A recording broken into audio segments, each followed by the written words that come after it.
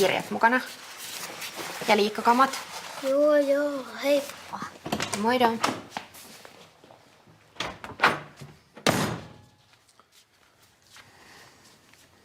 Mitä sä ajattelit tänään tehdä? Ajattelin käydä lenkillä. Mä voisin sit raivaa ton keittiön. Joo, kiitos.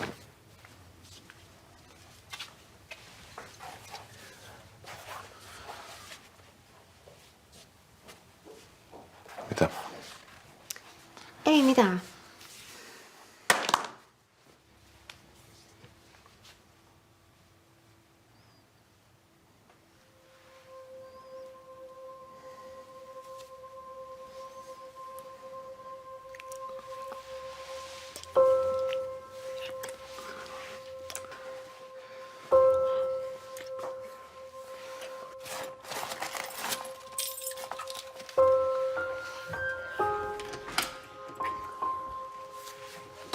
Oliver!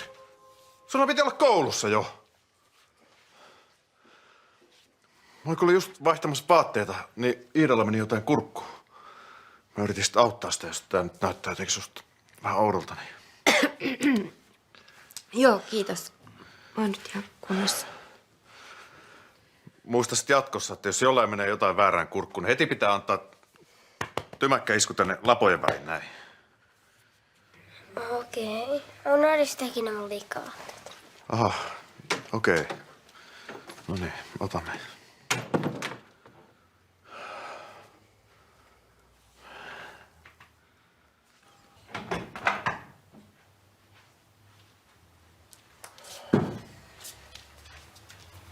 Oli aika lähellä, ettei jääty kiinni.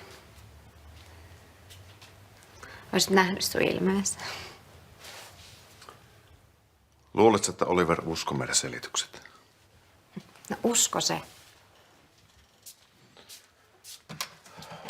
Tästä eteenpäin pysytään sitten siinä aiemmissa päätöksessä. Ei näe yhtään vahinkoa, eikö niin? Joo. En mäkään halua traumatisoida Oliveria mitenkään.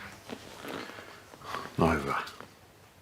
Ja ehkä olisi parempi, että koetetaan olla ajatumatta enää tällaisiin tilanteisiin.